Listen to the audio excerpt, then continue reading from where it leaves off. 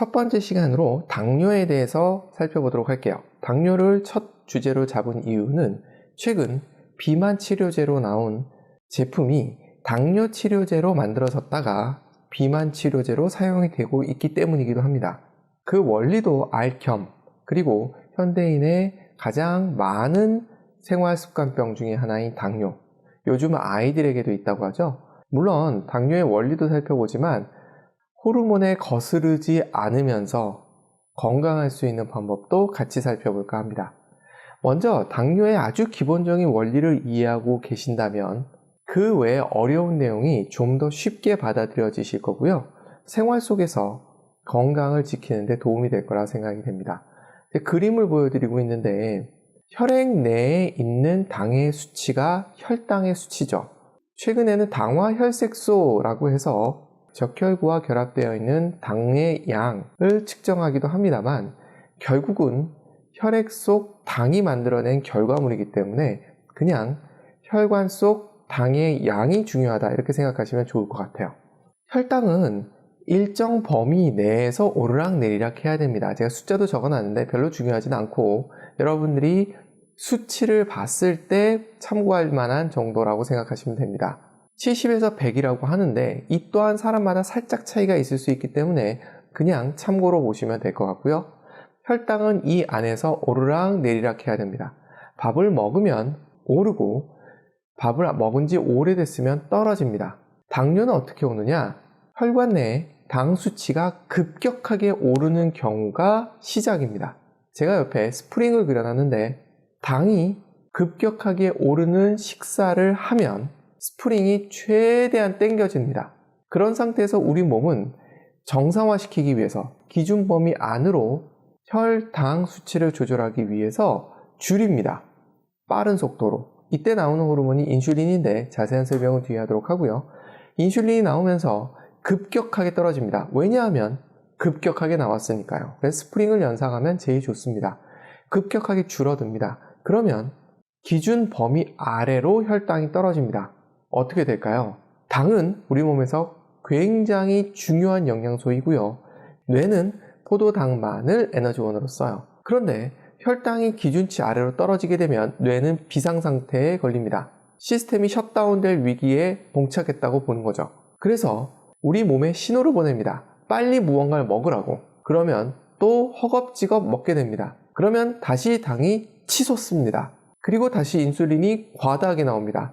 다시 폭락합니다. 이거 몇 번 하면 주식시장에서 겪는 정신적인 데미지가 몸에서 온다고 생각하시면 됩니다. 그러고서 당뇨로 진행이 됩니다. 그 과정을 간단하게 적어놨는데 첫 번째는 혈당 스파이크입니다. 제가 이 경험을 해본 것은 미국에 있을 때 생일 파티에 갔었더니 코스트코에서 사온 케이크 있었어요. 네모난 케이크. 그 케이크가 한 조각 먹는 순간에 핑 돌더라고요. 혈당 스파이크가 온 거죠. 이 혈당 스파이크는 도파민을 분비시키는데 도파민은 중독성을 내포합니다. 마약과 밀접한 관계가 있는 것이 바로 이 도파민이거든요. 그리고 급격하게 떨어진다고 말씀을 드렸죠. 급격하게 떨어지면 비상상태가 선포가 됩니다. 저혈당 증상인데 스트레스 호르몬인 아드레날린이 나오게 돼요. 그리고 비상상태를 극복하기 위해서 먹으라는 신호와 함께 우리 몸에 있는 근육도 분해합니다. 자세한 설명은 다음에 좀 드리겠습니다만 조금 있었던 근육이 분해가 되는 거죠. 운동 안 하면 근육이 안 생기는데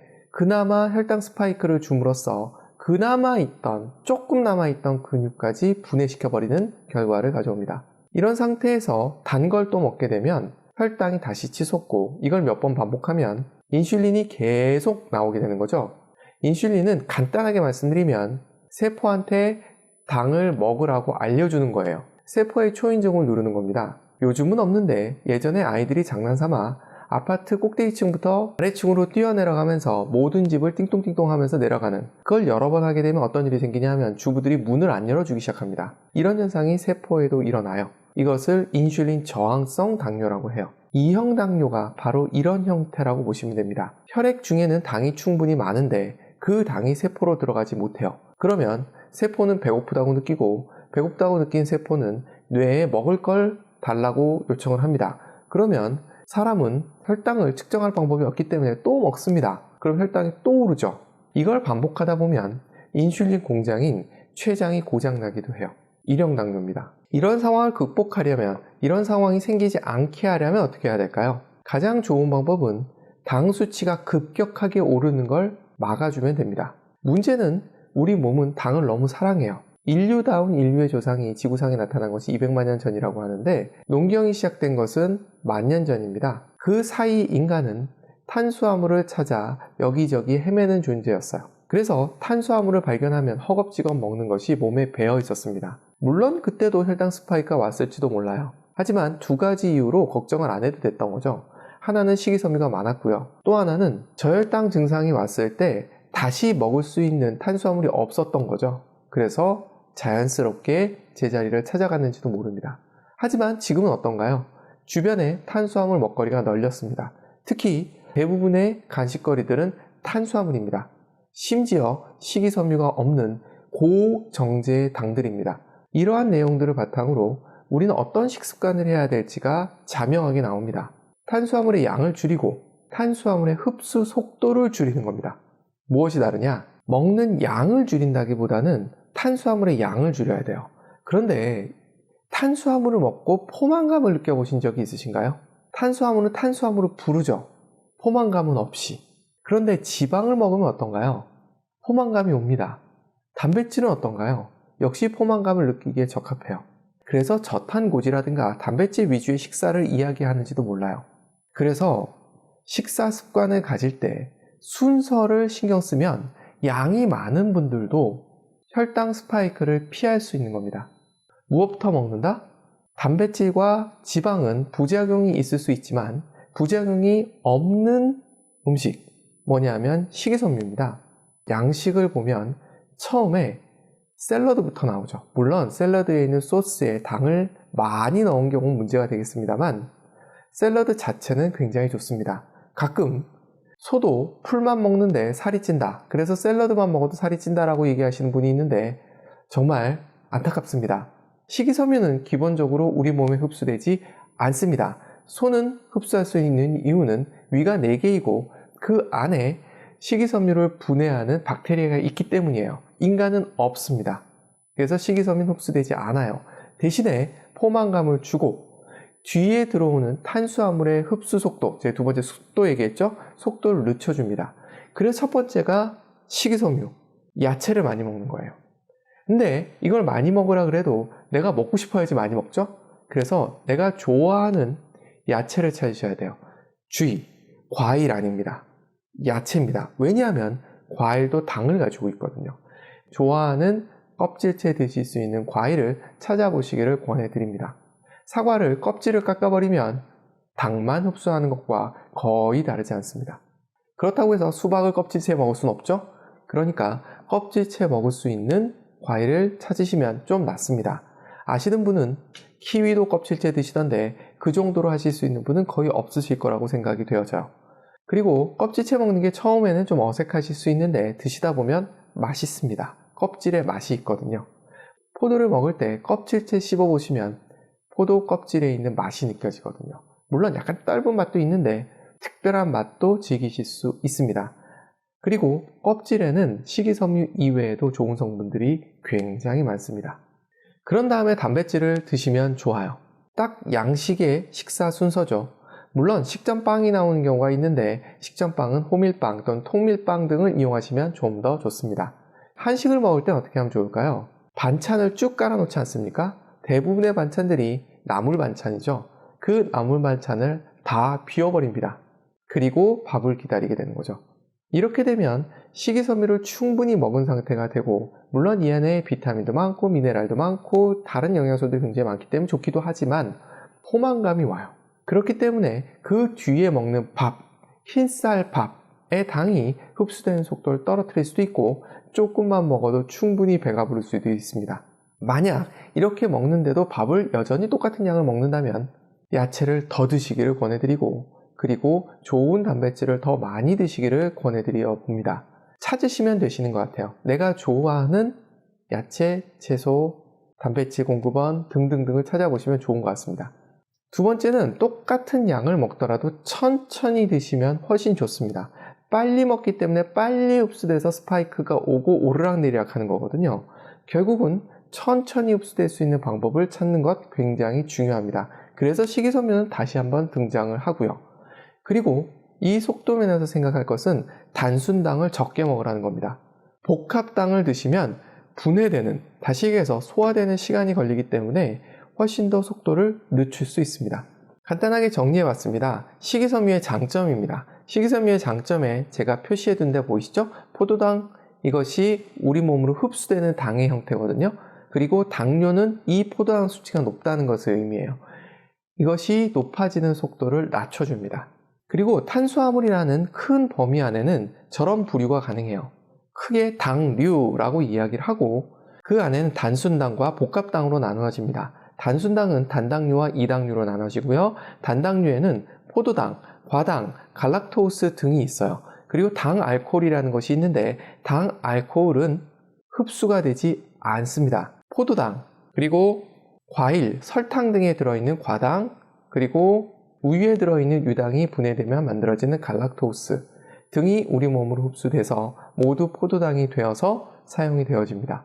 단당류를 드시게 되면 바로 흡수가 돼요. 소화 과정을 거치지 않고 바로 흡수가 되기 때문에 똑같은 양을 먹더라도 훨씬 더 빠른 속도로 당 수치가 상승하게 됩니다. 그 다음이 이당류입니다. 이당류는 단당류 두 가지가 합쳐져 있는 거예요. 메가당, 일반적으로 곡류에 많이 들어있는 당입니다. 포도당 두 개가 합쳐져 있는 거고요. 이것이 분해돼서 들어오는 거예요. 그래도 한 단계를 거치기 때문에 좀 낫습니다. 설탕은 포도당과 과당이 합쳐져 있는 거고요. 그러니까 설탕 대신 액상과당이 들어있다고 좋아할 일이 아닌 거죠. 과당은 단당류이고 설탕은 이당류예요. 어디가 더 나쁜가요? 둘 다 나쁩니다.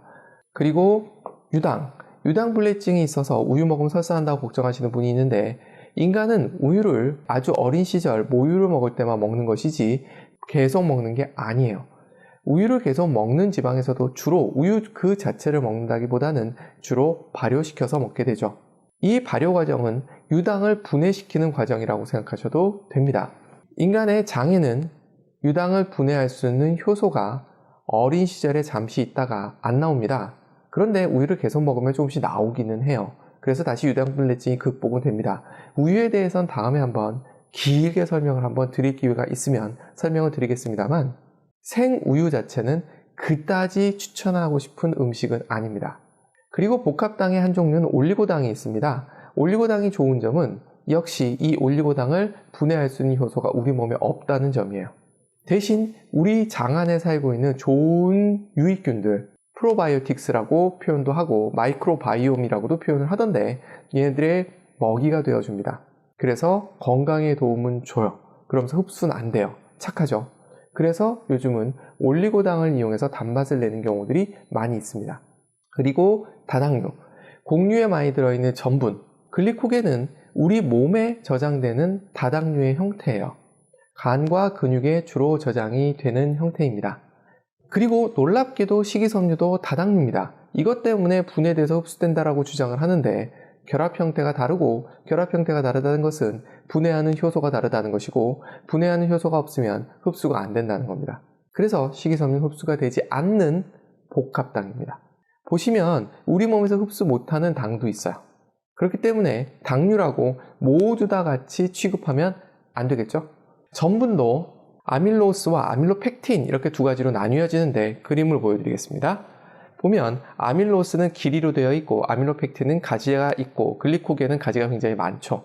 소화 효소가 어떤 형태로 일을 하느냐 하면 맨 끝에 있는 것부터 잘라나갑니다. 보시면 아밀로스 같은 경우는 양 끝단부터 잘라나가기 때문에 아밀로펙틴에 비해 상대적으로 당이 잘라져 나가는 속도가 느릴 거예요. 그리고 글리코겐은 굉장히 빠르겠죠.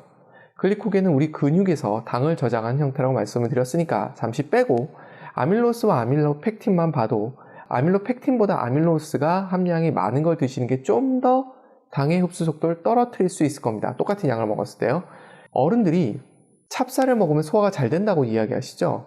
이걸 뒤집어 얘기하면 찹쌀은 아밀로펙틴 덩어리라는 뜻이 됩니다. 상대적으로 맵쌀은 아밀로펙틴의 함량이 찹쌀보다 적습니다. 그래서 흡수 속도가 적어요. 그래도 높습니다. 그래서 정제를 덜한, 껍질을 덜 벗긴 쌀을 드시는 것이 훨씬 좋고요. 밀도 마찬가지죠. 그래서 통밀 이런 걸 드시면 좋아요.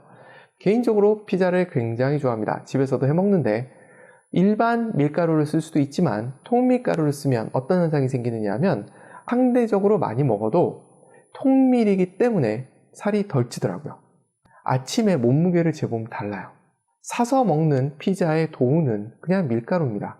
그럼 몸무게가 늘어있는 걸 확인할 수 있는데 집에서 통밀가루를 이용해서 만든 피자를 먹고 나면 도리어 몸무게가 줄어드는 것을 저는 경험했습니다. 여러분들도 비교 체험을 한번 해보시고 몸에 맞는 것을 찾아봤으면 좋겠어요. 음식은 본인한테 맞는 걸 찾으셔야 돼요. 앞에도 말씀드렸듯이 내가 좋아하는 음식을 찾아야지 호르몬과의 싸움에서 이길 수 있습니다. 호르몬을 이길 수 있는 사람은 극소수입니다.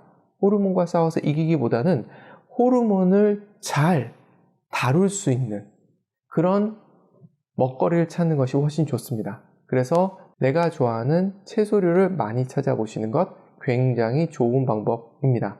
들으시는 분들 중에 관심 있으신 분들은 댓글로 경험을 남겨주시면 대단히 감사하겠습니다.